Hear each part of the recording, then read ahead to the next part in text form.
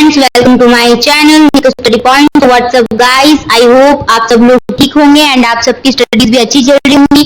सो आज की सेशन में मैं आपके लिए लेकर आई हूँ क्लास 11 बायोलॉजी चैप्टर 17 गमन एवं संचलन। तो आज के इस सेशन में हम इसके एनसीईआरटी ऑडियो बुक को कंप्लीट करेंगे। तो चलिए टाइम वेस्ट ना करते हुए स्टार्ट करते हैं। इसकी पीडीएफ आपको टेलीग्राम पर मिल जाएगी, जिसका लिंक मैं डिस्क्रिप्शन में डलवा दूंगी टेलीग्राम चैनल का। उसमें हर चैप्टर की जो एनसीईआरटी की बुक है उसका पीडीएफ आपको वहीं पर मिलेगा। एंड मैं बहुत जल्द बहुत कुछ लाने वाली हूँ, इसलिए प्लीज चैनल को सब्सक्राइब कर दें और वीडियो को लाइक करना ना भूलें और अपने दोस्तों के साथ इसे जरूर शेयर करें। एंड प्लीज सब्सक्राइब तो जरूर ही करें, बिकॉज देखते बहुत से लोग हैं बट सब्सक्राइबर्स मेरे बहुत कम है, पता नहीं क्यों बन नहीं रहे हैं। प्लीज गाइस, मैं आपके लिए बहुत कुछ और भी करने वाली हूँ, क्वेश्चन प्रैक्टिस सीरीज लेकर आने वाली हूँ। प्लीज मेरे चैनल को सब्सक्राइब कर दीजिए एंड अच्छे कमेंट जरूर करें ताकि मुझे मोटिवेशन मिल सके और अच्छे से काम करने का। तो चलिए स्टार्ट करते हैं। संचलन जीवों की एक महत्वपूर्ण विशेषता है। जंतु एवं पादपों में अनेकों तरह के संचलन होते हैं। अमीबा सदृश एक कोशिक जीव में जीव द्रव्य का प्रवाही संचलन इसका एक साधारण रूप है। कई जीव पक्षमाप, पेशाब और स्पर्श द्वारा संचलन करते हैं। मनुष्य अपने पाद, जबड़े, पलक, जीवा आदि को गतिशील कर सकता है। कुछ संचलनों में स्थान या स्थिति परिवर्तन होता है। ऐसे ऐच्छिक संचलनों को गमन कहते हैं। टहलना, दौड़ना, चलना, उड़ना, तैरना आदि सभी गमन या संचलन के ही कुछ रूप हैं। चलन संरचनाओं का अन्य प्रकार की गति में संलग्न संरचनाओं से भिन्न होना आवश्यक नहीं है। उदाहरण के लिए पैरामीशियम में पक्षमाप भोजन की कोशिका में प्रवाह और चलन दोनों का कार्य करते हैं।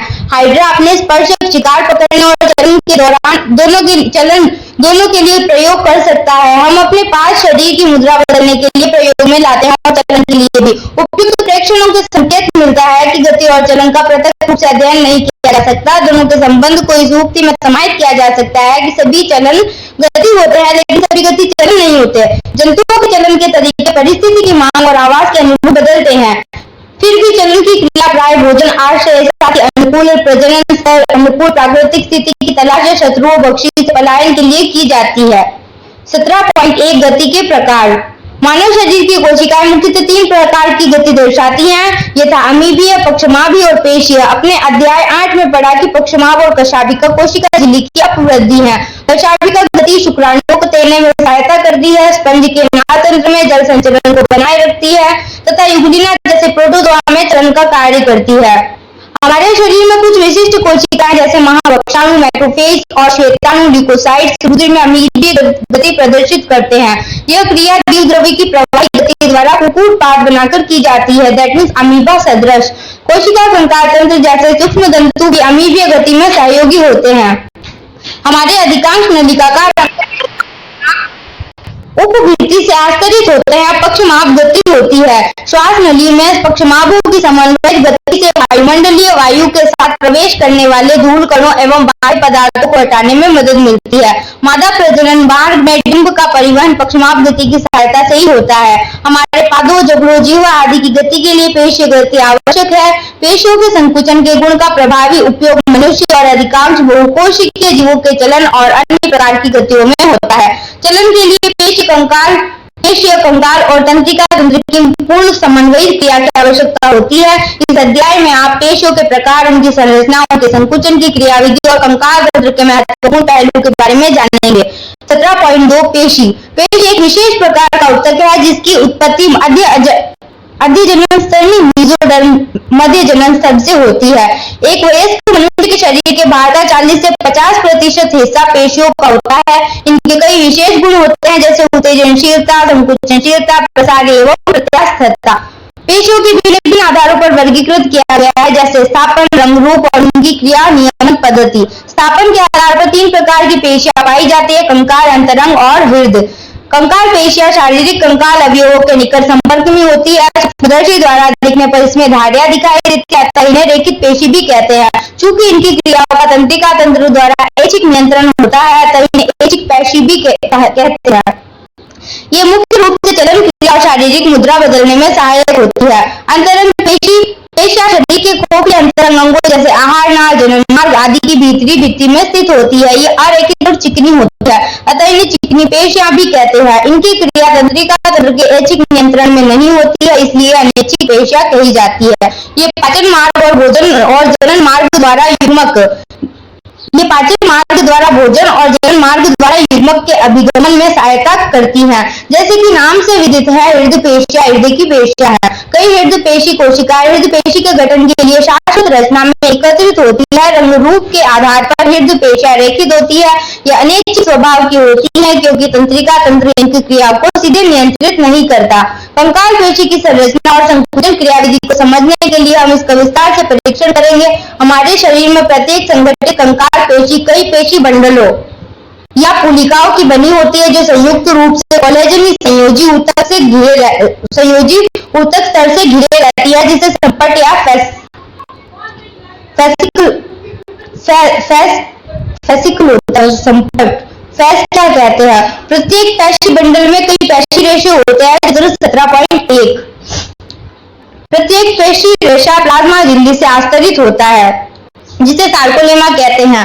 पेशी रेशा एक संकोशिका है क्योंकि पेशी द्रव्य सार्कोप्लाज्म में कई केंद्रक होते हैं। अंतर्द्रव्य जालिका अर्थात पेशी रेशों के पेशी द्रव्य जालिका सार्कोप्लाज्म रेटिकुलम कैल्शियम आयनों का भंडार गृह है। पेशी रेशा की एक विशेषता पेशी द्रव्य में समांतर रूप से व्यवस्थित अनेक तंतुओं की उपस्थिति है जिसे पेशी तंतु मायोफिलामेंट कहते हैं। पेशी तंतुक मायोफाइब्रिल कहते हैं। प्रत्येक पेशी तंतुक में क्रमवार गहरे एवं हल्के पट्ट बैंड पाए जाते हैं।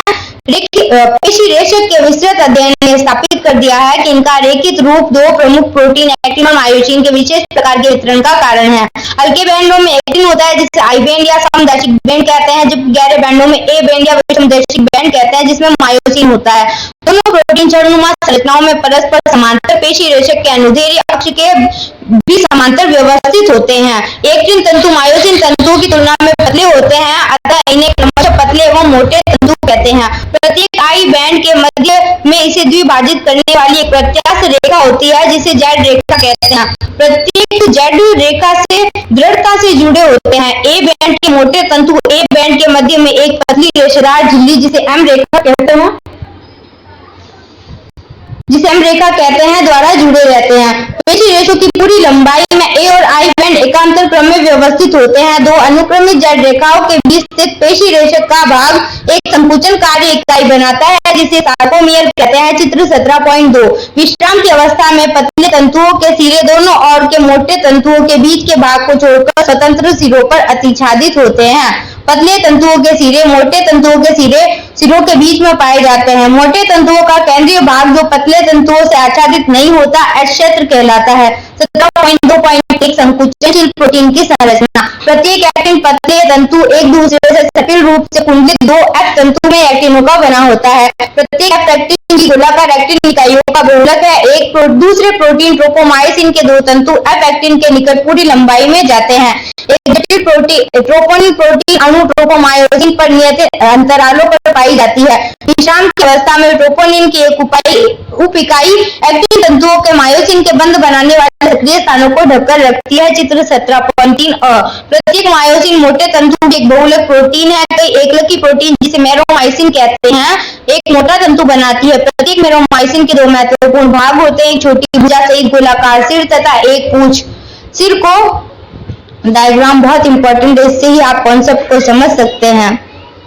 एक भारी मीरोमाइसिन एचएमएम और पूंछ को हल्का मेरोमाइसिन एलएमएम कहते हैं। मीरोमाइसिन अवयव अर्थात सिर एवं छोटी भुजा पर नियत दूरी तथा आपस में एक नियत कोण पर ए तंतु पर बार की तरफ उभरे रहते हैं जिसे क्रॉस भुजा क्रॉस आर्म कहते हैं। गोलाकार सिर एक सक्रिय एटीपीएच एंजाइम जिसमें एटीपी के बंधन स्थान तथा एक्टिन के सक्रिय स्थान होते हैं। 17.2.2 पेशी संकुचन की क्रियाविधि। पेशी संकुचन की क्रियाविधि को सर्पी तंतु सिद्धांत द्वारा अच्छी तरह समझाया जा सकता है, जिसके अनुसार पेशी रेशों का संकुचन पतले तंतुओं के मोटे तंतुओं के ऊपर सरकने से होता है। केंद्रीय तंत्रिका तंत्र की प्रेरक तंत्रिका द्वारा एक संकेत प्रेषण से पेशी संकुचन का आरंभ होता है। एक प्रेरक न्यूरॉन तथा इससे पेशी रेशे एक प्रेरक इकाई का गठन करते हैं। प्रेरक तंत्रियक और पेशी रेशा के सार्कोलेमा की संधि को तंत्रिका पेशी संगम या प्रेरक अंत्य पट्टिका कहते हैं। इस संगम पर एक तंत्रिक संकेत पहुंचने से एक तंत्रिका संचारी एसिटिलकोलिन मुक्त होता है जो सार्कोलेमा में एक क्रिया विभव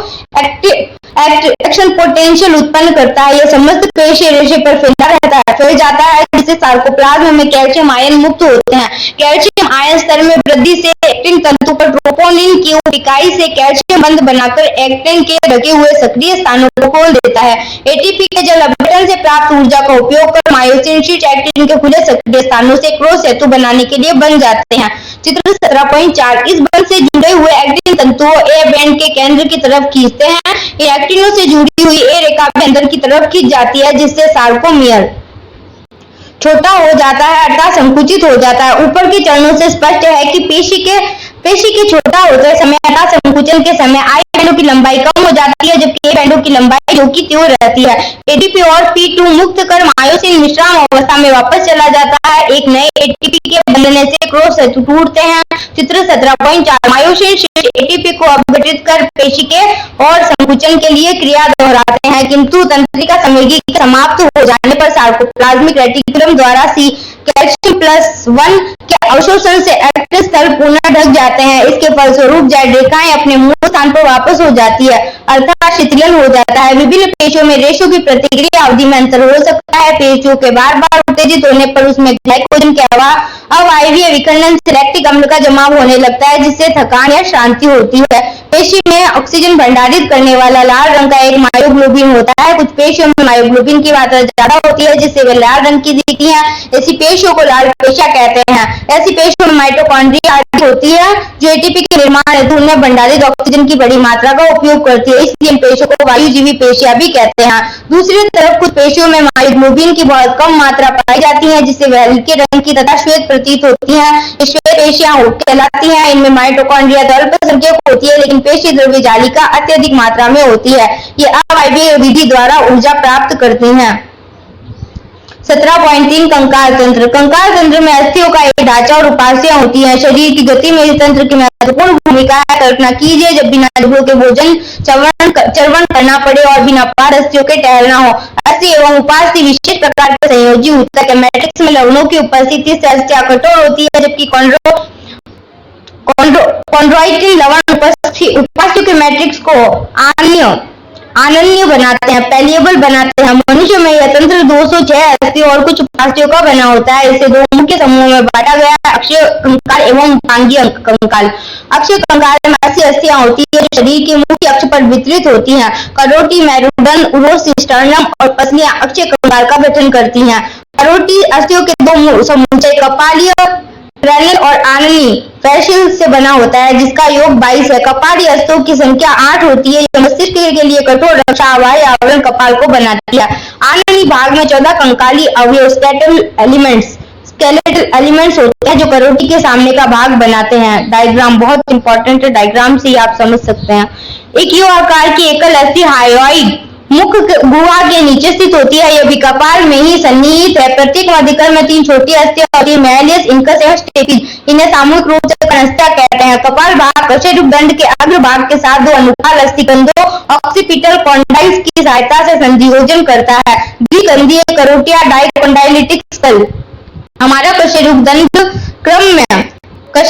क्रम में व्यवस्थित पृष्ठ भाग में स्थित 26 इकाइयों का बना होता है, जिन्हें कशेरुक कहते हैं। यह कपाल के आधार से निकलता है और अधर भाग का मुख्य ढांचा तैयार करता है। प्रत्येक कशेरुक के बीच का भाग खोखला तंत्रिकीय नाल होता है, जिससे होकर मेरु रज्जु स्पाइनल कॉर्ड गुजरती है।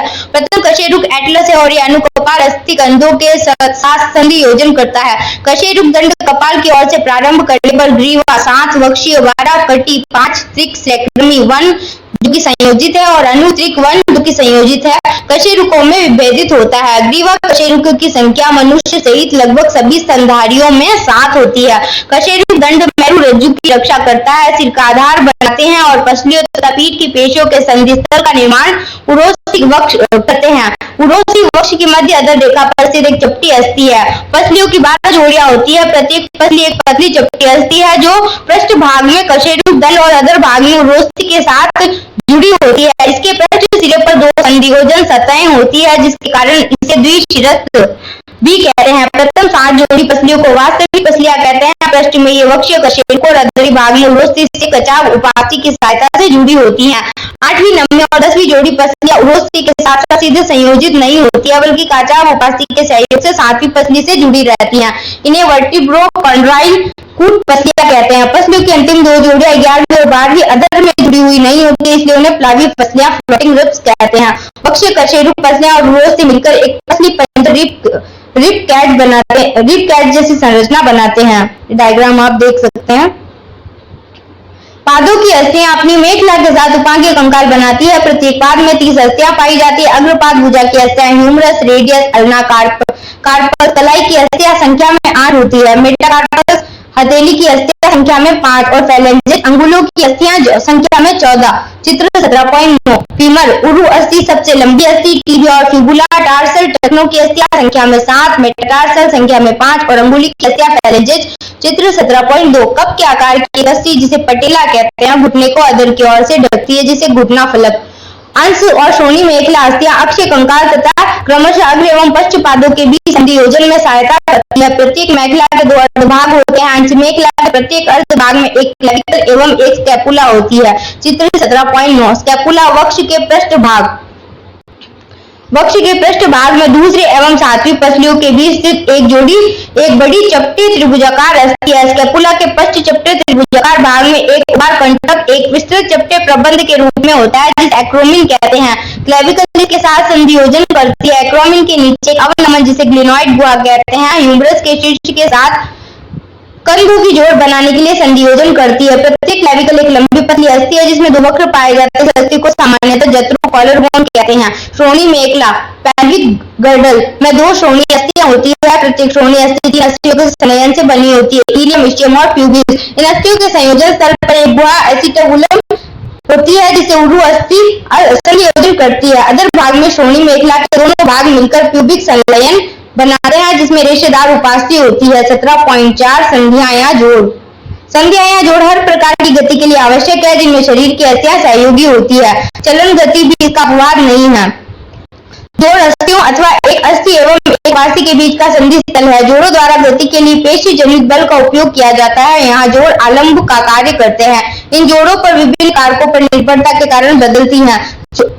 इन जोड़ों पर गति विभिन्न कारकों पर निर्भरता के कारण बदलती है। जोड़ों को मुख्यतः 3 संरचनात्मक रूपों से वर्गीकृत किया गया है, जैसे रेशीय, उपास्थि और साइनोवियल स्राव। रेशीय जोड़ किसी भी प्रकार की गति नहीं होने देते हैं। इस तरह के जोड़ द्वारा कपाल की चपटी अस्थियां होती है जो घनरेशीय संयोजी ऊतक की सहायता से सीवन के रूप में कपाल बनाने के लिए संयोजित होते हैं। उपास्थि युक्त जोड़ों में संधियां अस्थियां आपस में उपास्थि द्वारा जुड़ी होती है। कशेरुक दंड में 2 निकटवर्ती कशेरुकों के बीच इस प्रकार के जोड़ होते हैं जो सीमित गति होने देते हैं। साइनोवियल जोड़ की विशेषता 2 अस्थियों की संधियोजन सतहों के बीच सरल से भी साइनोवियल गुहा की उपस्थिति है। इस तरह की व्यवस्था में पर्याप्त गति संभव है।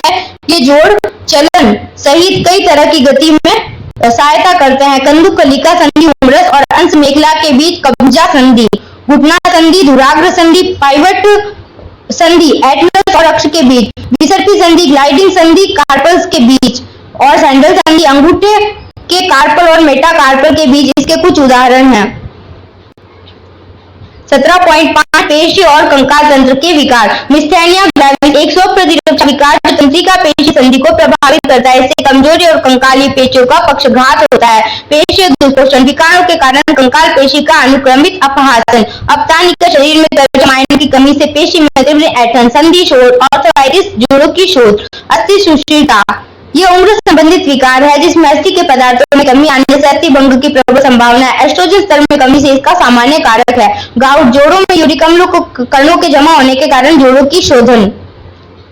Summary chapter is complete. अब समरी रीड करेंगे। गति सजीवों की एक आवश्यक विशेषता है। जीव द्रव्य की प्रवाही गति, पक्षमापी गति, पंखों आदि की गति प्राणियों द्वारा दर्शित गतियों के कुछ रूप है। ऐसी गति जिनसे प्राणियों में स्थान परिवर्तित होता है चलन कहलाती है। प्राणी प्राय भोजन, आश्रय, साथी प्रजनन स्थल, अनुकूल प्राकृतिक स्थिति की तलाश या अपनी रक्षा के लिए चलते हैं। मनुष्य शरीर की कोशिका अमीबीय, पक्षमावी, पेशीय गति दर्शाती है। चलन और अन्य प्रकार की गतियों के लिए समन्वयित पेशी क्रियाओं की आवश्यकता होती है। हमारे शरीर में 3 प्रकार की पेशियां होती है। कंकाल पेशियां कंकाल अवयवों से जुड़ी होती हैं, रेखित एवं ऐच्छिक स्वभाव की होती है। अंतरंग अंगों की भित्ति में स्थित अंतरंग पेशियां अरेखित एवं अनैच्छिक होती है। हृदय पेशियां हृदय की पेशियां है, रेखित, साखित और अनैच्छिक होती है। पेशियों में उत्तेजनशीलता, संकुचनशीलता, प्रसार्य और प्रत्यास्थता जैसे गुण होते हैं। पेशी रेशा पेशी की शारीरिक इकाई है। प्रत्येक पेशी रेशे में कई समांतर रूप से व्यवस्थित पेशी तंतु मायोफाइब्रिल होते हैं। प्रत्येक पेशी तंतु में कई क्रमवार व्यवस्थित क्रियात्मक इकाइयां सार्कोमियर होते हैं। प्रत्येक सार्कोमियर के केंद्र में घने मायोसिन तंतुओं से बना ए बैंड और जेड रेखा के दोनों तरफ पतले एक्टिन तंतुओं से बने 2 अर्ध आई बैंड होते हैं। एक्टिन और मायोसिन संकुचनशील बहुलक प्रोटीन है। विश्राम की अवस्था में एक्टिन तंतु पर मायोसिन के लिए सक्रिय स्थान ट्रोपोनिन प्रोटीन से ढके होते हैं। मायोसिन के शीर्ष पर एडीपी एटीपी बंधन स्थल और एक्टिन के लिए सक्रिय स्थान होते हैं। पेशी रेशे में प्रेरक तंत्रिका के संकेत से क्रिया विभव उत्पन्न होते हैं, जिससे सार्कोप्लाज्मिक रेटिकुलम सार्कोप्लाज्मिक जालिका कैल्शियम आयन मुक्त करती है। कैल्शियम आयन एक्टिन को मायोसिन के शीर्ष से क्रॉस सेतु निर्माण हेतु सक्रिय करते हैं। ये क्रॉस सेतु एक्टिन तंतुओं को खींचते हैं, जिससे एक्टिन तंतु मायोसिन तंतुओं पर सरकने लगते हैं और संकुचन होता है। तत्पश्चात कैल्शियम आयन सार्कोप्लाज्मिक जालिका में वापस चले जाते हैं, जिससे एक्टिन निष्क्रिय हो जाता है, क्रॉस सेतु टूट जाता है और पेशियां शिथिलित हो जाती है। बार बार उत्तेजित करने से पेशी में थकान हो जाती है। लाल रंग के मायोग्लोबिन वर्ण की मात्रा की उपस्थिति के आधार पर पेशियां लाल और श्वेत पेशी ग्रंथों में वर्गीकृत की गई है। अस्य एवं उपास्य कंकाल तंत्र बनाता है। कंकाल तंत्र को अक्षीय उपांगीय प्रकारों में विभाजित किया गया है। कशोरिक दंड पसलियां और उड़ोस्ती अक्षीय कंकाल बनाते हैं। पाद अस्थियां और मेखला उपांगीय कंकाल का गठन करते हैं। अस्थि